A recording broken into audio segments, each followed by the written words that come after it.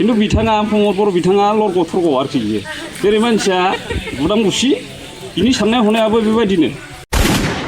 दा फैयै फैयै मोनसे समाव पिस एग्रिमेन्ट जाबाय 2020 आवहाय बेयाव मोनसे सानदोंमोन आरो मोनसे इमेजिन खालामदोंमोन UPPL आ मोजां गभर्नमेन्ट दानानै रायजोनि थाखाय मोजां खामानि मावसिगोन नङा होननानै रायजोफोर आसाम बिधानसभा बिसायख'थिया खाथि खाथि सफैनायखौ लानानै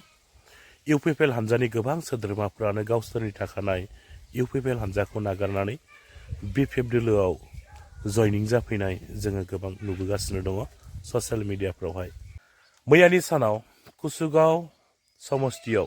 MLA रुबिराम नार्जारी बिथांनि नुजाथिनायाव UPPLनि माखासे सोद्रोमा बिथांमोना गावसोरनि थाखानाय UPPL हान्जाखौ नागारनानै BPF हान्जायाव जयनिं जाफैदों दा बिथांमोना BPF हान्जायाव जयेन जाखांनायनि उनाव रायजो राजाफोरनि सिगाङाव गोबां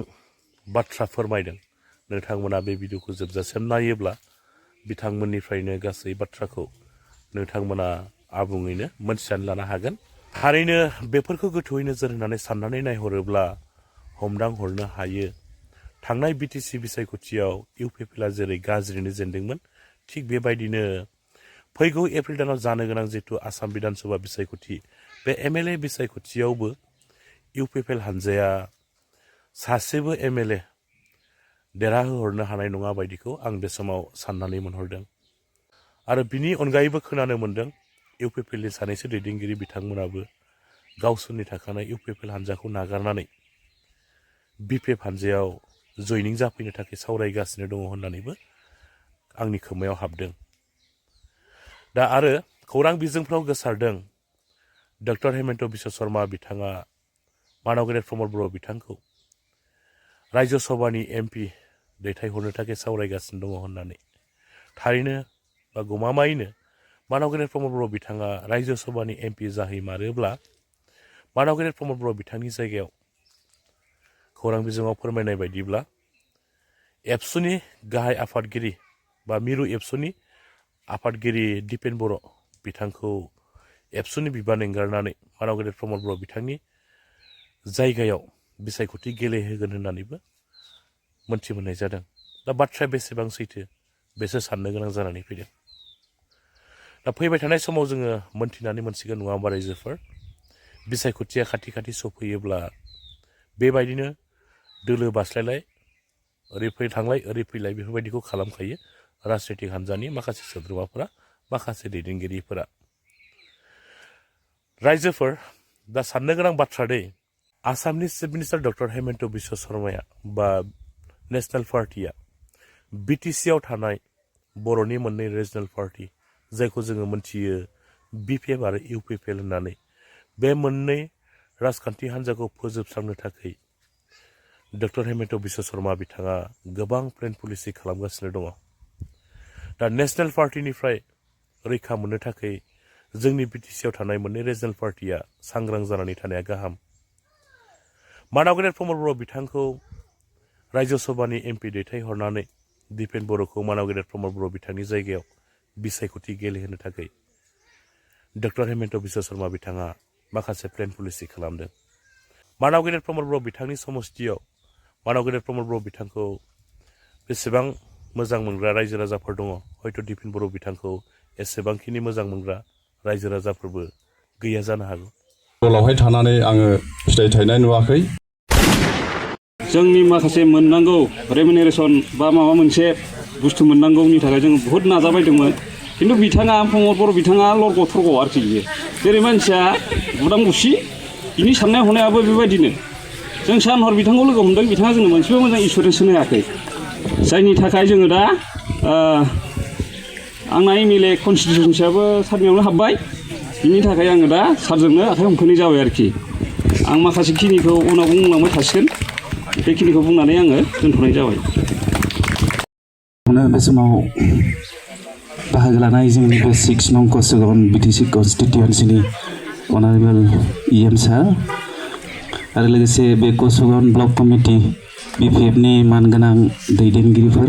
आरो बाहागो लानाय साफ्रोम रायजो राजा दैदेनगिरिफोरनिसिम बे बेलासि समनि गोजोननायखौ जासिहरनाय जाबाय बयजोंबो खेबसे गोजोनथों दा बे समाव आंबो फंनैसो बाथ्राजोंल' दिनै सिमान लागोन आरो गासै बाथ्राफोरखौ लासै लासै बुंलांजोबगोन। दा बाथ्राया जाबाय 5 years 2020 आव मोनसे पिस एग्रिमेन्ट खालामनायनिफ्राय एसे गोसोखांनि 2020 आव पिस एग्रिमेन्ट खालामदोंमोन NDA एबसुनि गेजेरजोंहाय। दा बेयाव आंबो गोबाव समनिफ्राय UPPL सिगां मा पार्टिमोन बे गासै पार्टियाव थानानै खामानि मावबोदों। साननाय माबा मोनसे खामानि मावनायनि थांखि दंमोन रायजो राजानि थाखाय। नाथाय गासै बुस्थुफ्रा दिनै फेलें जाफैदों आरो दा फैयै फैयै मोनसे समाव पिस एग्रिमेन्ट जाबाय 2020 आवहाय बेयाव मोनसे सानदोंमोन आरो मोनसे इमेजिन खालामदोंमोन UPPL मोजां गभर्नमेन्ट दानानै रायजोनि थाखाय मोजां खामानि मावसिगोन नामा होननानै आरो सानबावदोंमोन BTC नि 35 लाख पपुलेसनफोरनि गेजेरावहाय 20 लाख पपुलेसना इउनाइट जाबाय मोनसे सरकार दानानै बे UPPL आरो NDA जायफ्रा UPPL आव फैबाय बिसोरनो मोजां सासननि गेजेरजों मोजां जौगाथाय फैसिगोन बिदि सानदोंमोन। दा फैयै फैयै इलेक्सन जाबाय इलेक्सनाव नुबाय बेयावबो BPF जों 5 डिफारेन्सआव जेनदों UPPL आ 5 डिफारेन्सआव जेनबाय बे थांबाय आरो बिनिफ्राय मोनसे सानबावदोंमोन गभर्नमेन्ट दाबाय थाग थुगब्लाबो बे गभर्नमेन्ट दानायजोंहाय रायजोनि माबा मोनसे मोजां खामानि मावसिगोनदां बिदि सानदोंमोन आरो दा फैयै फैयै नुबाय गभर्नमेन्टआव जोंबो थाफादोंमोन खामानि मावनायनि थांखिजों रायजोनि जुनै फैयै फैयै नुबाय 5 yearsआव UPPL आ टटेलि फेलार जाबाय ओरैबायदि फेलार जाबाय रायजो राजाफ्रा बेजों सापर्ट गैया दिनै इलेक्सनाव नुफैबाय आकाश पाताल डिफारेन्सआव BPF जों जेननो गोनां जालायबाय। दा रायजो राजाया सोरखौ नोजोर होदों आरो रायजो राजाया सोरखौ लुगैदों बेखौ जोंबो नोजोर होबाय। रायजो राजानि लुगैनाया खालि BPF UPPL आव दाबो गैया खारन UPPL आव मा सोलियो बेफोरनि गासै बुस्थुफोरखौ आं लासै लासै खिथालांबाय थासिगोन खारन आंबो UPPL आव गोबाव थानानै खामानि मावबोदोंमोन 5 years गभर्नमेन्टनि आङो सेन्ट्रेल इउनि वान अफ द सेक्रेटारि बिबान लानानै खामानि मावनो गोबां थांखि दंमोन गासिबो फेलें खारन गभर्नमेन्टआनो फेलें जाबाय नालाय दा बेबायदि फेलें जाबाय आरो दा आङो बे समावहाय माखासे बाथ्रा बुंबावनो गोनां दंमोन आं लासै लासै बुंलांबाय थासिगोन दिनै आं बेखिनिखौनो बुंबाय दा जोङो BPF आव फैबाय आरो आंजों लोगोसे गासै गावबुरा बिथांमोन दैदेनगिरिफोर गोजा बिथांमोनाबो फैबाय आरो मानोना आदैमोन फैबाय आदा फैबाय जोङो बयबो ज' जानानै BPF आव खामानि मावगोन BPF नि जानानै रायजोनि खामानि मावनांगोन जोंहाबो रायजोनि माबा मोनसे मोजां खामानि मावनो हायो नामा बिनि गेदेर गेदेर थांखि दङ आरो बे थांखिखौ जोङो BPF आव थांनानै मावनो हागोन जा बेबायदि मोनसे फोथायनाय दं आरो बे फोथायनायखौ लानानै दिनै जोङो BPF आव फैबाय आङो बे समाव बेखिनिखौनो बुंबाय बयजोंबो खेबसे गोजोन्थों। UPPL दलनि जानानै खामानि मावबोदोंमोन अर्थात PCDR निफ्रायनो जोङो मावबोयै गोबाव सम जालांबाय खिन्थु बेनि गेजेरजों आङो मोनसेबो UPPL दलावहाय थानानै आङो फिथाइ थायनाय नुवाखै आरो गोबां रायजो राजानि उन्नतिनि जुनै खामानि मावनायखौ आं नुनो मोनाखै दा बिनि थाखायनो आङो दिनै BPF पार्टिनि जे आदर्श नियम निति बेखौ मोजां मोननानै आङो दिनै बे पार्टियावहाय जगदान जाफैनाय जाबाय आंनि बुंनांगौआ एसेनोसै।